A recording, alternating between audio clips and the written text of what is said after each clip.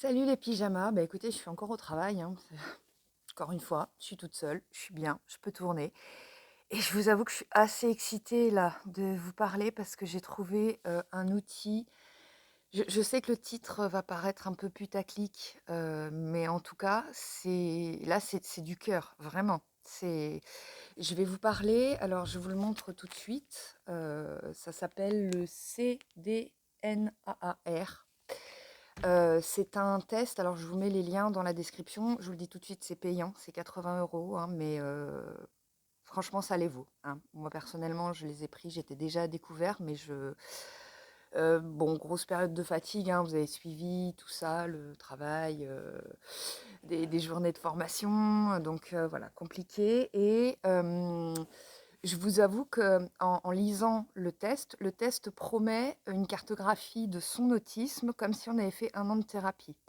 Et ça paraît, enfin voilà, quand on le lit comme ça paraît un peu charlatan. Et en fait, il se trouve que j'ai une chance énorme, là, dans mon entourage, j'ai une personne dans ma vie depuis 1 an, dans mon entourage, qui est autiste aussi, enfin qui a découvert son autisme cette année. Et elle a commandé ce test parce que pareil, elle a eu son diagnostic et comme je vous le disais la semaine dernière, bah, derrière, on nous propose rien, quoi. Donc elle a fait des recherches sur internet, elle est tombée donc sur ce site et elle a fait le test et elle me l'a envoyé. Et quand elle me l'a envoyé, je me suis dit: «Mais moi c'est exactement ça dont j'ai besoin». Donc je vous en parle à vous seulement les pyjamas, bah, déjà parce que vous êtes mes VIP et ensuite, bah, j'aimerais bien parler de ce test sur la chaîne, mais je ne sais pas encore, d'un point de vue légal, ce que je peux dire, ce que je peux pas dire. Enfin, voilà, j'ai contacté donc la psychologue qui, fait ce test. Alors c'est un autotest, hein, c'est-à-dire que c'est vous qui le remplissez et ensuite vous lui envoyez et elle vous fait les retours. Je vous avoue que vous irez voir, hein, sur son site, il y a tellement de choses qui me faisaient envie, que moi j'ai demandé au départ à cette psychologue, de me sponsoriser. C'est-à-dire comme je savais déjà que ça allait me plaire, je lui disais: «Bah, voilà, moi je parle de vos tests et puis, bah, voilà, en échange, vous me donnez, l'e-book gratuit ou voilà». Et bah, figurez-vous que cette personne et c'est en ça aussi où que j'ai trouvé, voilà, éthique, nickel.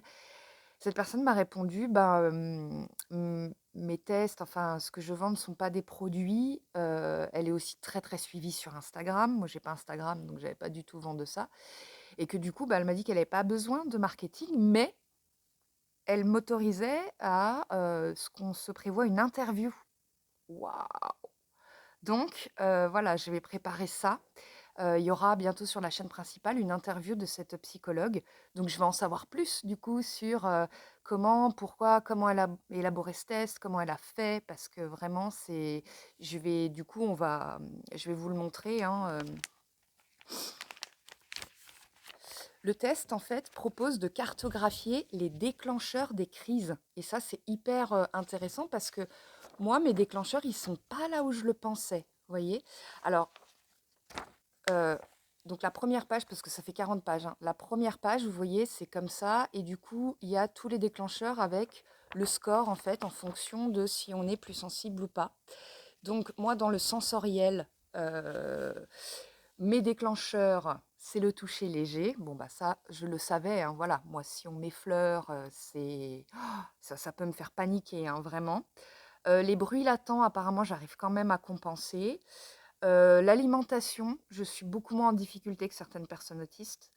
Les lumières, c'est modéré chez moi et le plus gros score, vous voyez, c'est, là, les bruits soudains, 8,8. Donc je vous en parlais, hein, mon réflexe intégrateur de Moro, voilà. Et c'est aussi en ça où, on va voir, hein, mais je pourrais utiliser sur la chaîne ces données pour dire que, nous, les personnes autistes, on est tous et toutes différents entre nous parce que justement, tout ce spectre en fait de soucis, sensoriels et social, on est, sensible à certaines choses et pas à d'autres. Donc sensoriel, voilà, je vous ai dit les bruits soudains et ensuite pour chaque page, vous voyez par exemple là, bruit soudain, il y a, des conseils pratico-pratiques. Alors je vous avoue que j'ai eu tout ça hier, donc j'étais hyper excitée. J'ai lu un petit peu en diagonale, donc j'ai pas encore pris le temps de digérer, de lire les conseils. Je vous ferai un retour après, hein, vous inquiétez pas. Mais là, on va déjà voir l'ensemble du test pour voir, bah, vous, si ça peut vous aider. Encore une fois, c'est 80 €. Elle propose le 2, 4, 6, 8. Elle propose le 4 fois sans frais avec PayPal. Encore une fois, je vous en parlerai pas si moi, je ne pensais pas que ça allait vraiment m'aider. Parce que, encore une fois, si je cherche une sponsor, moi, ce serait, des couvertures lestées ou des pyjamas, mais jamais je ne ferais la «publicité» entre guillemets de quelque chose dans lequel je ne crois pas, hein, parce que je sais ce que c'est que d'être précaire, croyez-moi. Donc voilà, vraiment, si vous pouvez, moi, j'ai l'impression que ça va changer ma vie et je pense que c'est le cas. Donc là, on est dans la sensorialité, toucher léger, alimentation, oralité. Donc encore une fois, là, pareil pour l'alimentation. Moi, j'entendais par exemple Alistair de la chaîne HP Paradoxae, qui lui a plus de problèmes d'alimentation. Et je me disais, oh là là, mais je suis peut-être pas autiste parce que du coup, moi, j'ai pas ces problèmes au niveau de l'alimentation. Alors oui, je mange tout le temps la même chose. Oui, j'ai l'intestin irritable. Mais au niveau des textures, par exemple, Mésange, elle dit que parfois, elle est tellement épuisée que manger sensoriellement, ça lui fait un épuisement en plus, vous voyez? Et ça, c'est quelque chose que moi, je n'ai pas. Mais par contre, bah voilà, moi, un bruit fort, ça va me déclencher une crise, alors que peut-être mes anges, ça va simplement être un inconfort. Vous voyez, c'est en ça où on est tous différents. Donc, le social. Alors, le social, vous voyez, donc pour moi, c'est ça. Le plus dur pour moi dans le social, parce que donc il y a occasion sociale, small talk, le fait d'être compris par les autres, la lecture des visages et le rapport à l'inconnu.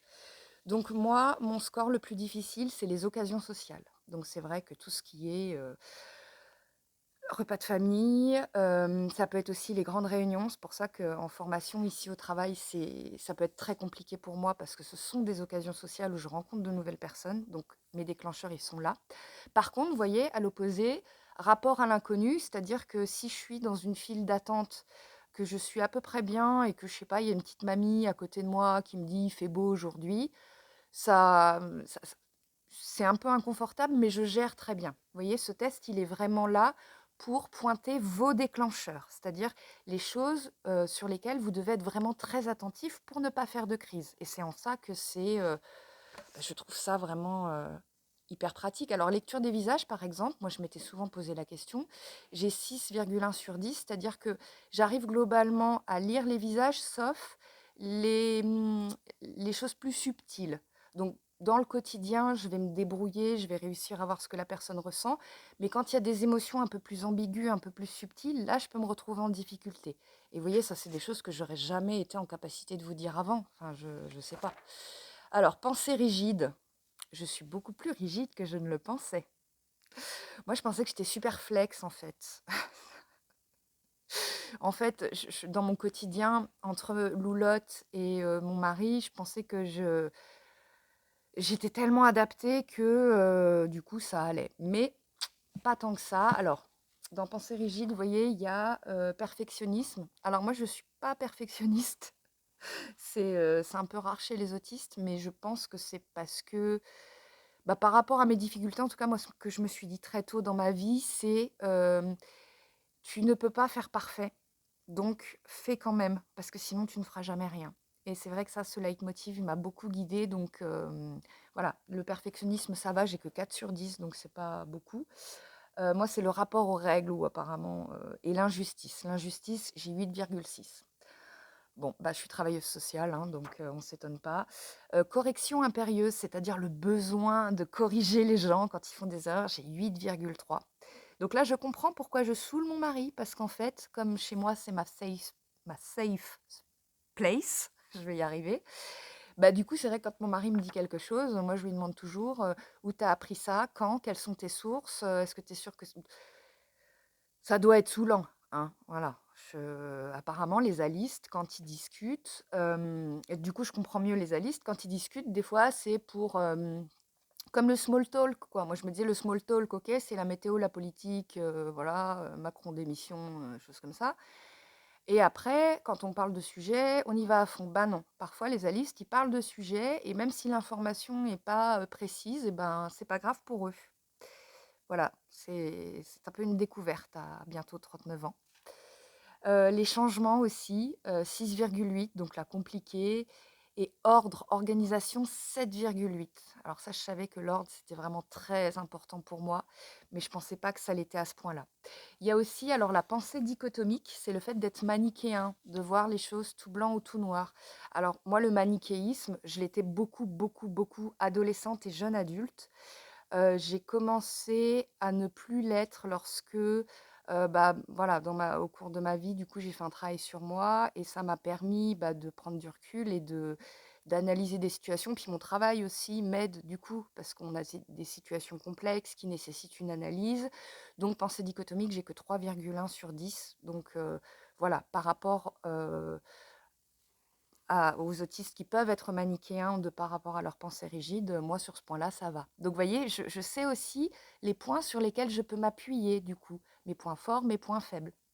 Donc là, pareil, pour chaque thématique que je viens de vous dire, il y a toute une fiche qui explique pourquoi on est comme ça et des conseils. Par exemple, définir des limites claires avec votre entourage. Il est important d'informer vos proches de la manière dont vous réagissez aux injustices. Fixer des limites concernant les discussions qui pourraient déclencher un stress excessif.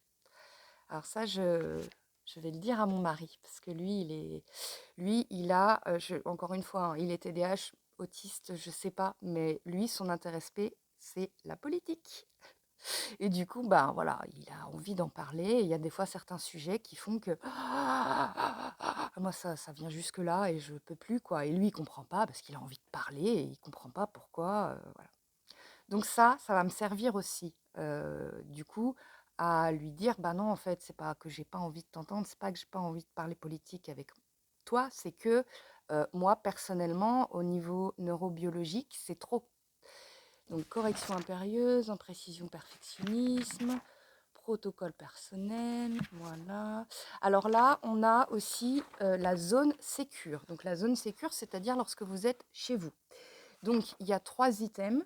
Il y a intrusion, changement de la zone sécure et éloignement. Moi, intrusion, j'ai 9,4.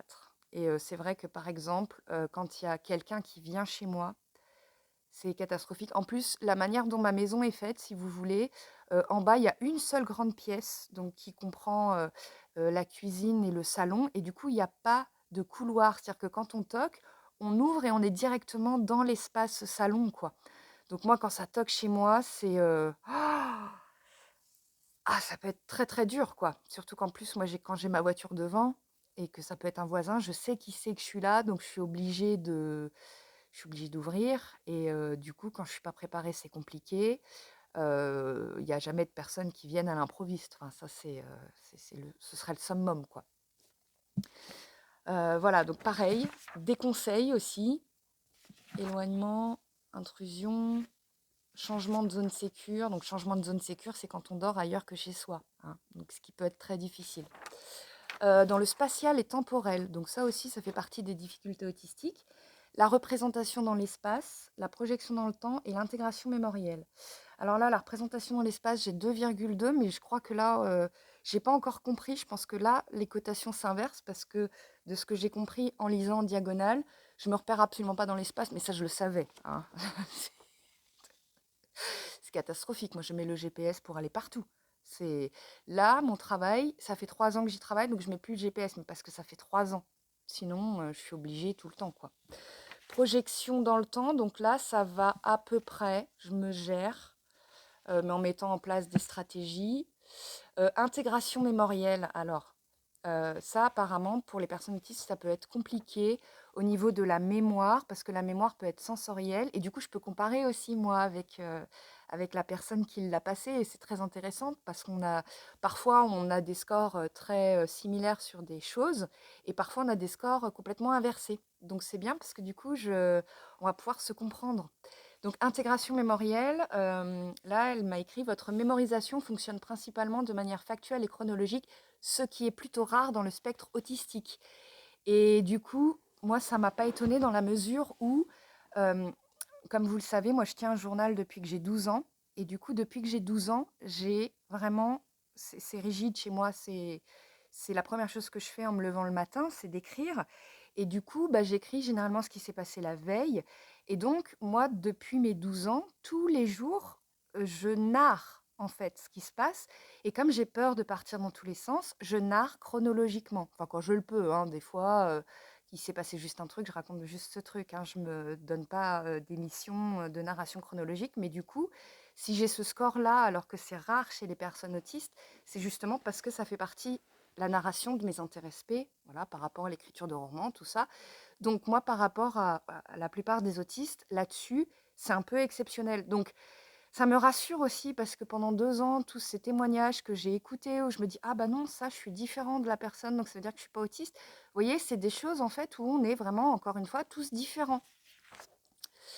Ensuite, il y a langage et visualisation. Donc là, la visualisation, pareil, j'ai un bon score apparemment. C'est la visualisation apparemment chez les personnes autistes, ça peut aller de la fantaisie, qui est du coup l'incapacité totale à visualiser quelque chose dans sa tête. C'est-à-dire que vous allez dire à quelqu'un, imaginez un éléphant rose, ça va être très compliqué pour la personne. Et ça peut aller à l'extrême inverse, c'est-à-dire moi, la capacité d'imaginer. Et là encore, je pense que c'est peut-être l'intérêt pour la littérature, les histoires. Enfin, moi, des fois, je me fais des scénarios. Mais j'oserais même pas les dire là parce que des fois, je me fais des scénarios très poussés sur des choses qui pourraient éventuellement arriver. Et c'est vrai que je vois dans ma tête et je suis très visuelle. Et même quand j'écris mes romans, en fait, quand j'écris un roman, ce qui me vient, c'est même pas l'idée, les personnages et tout ça.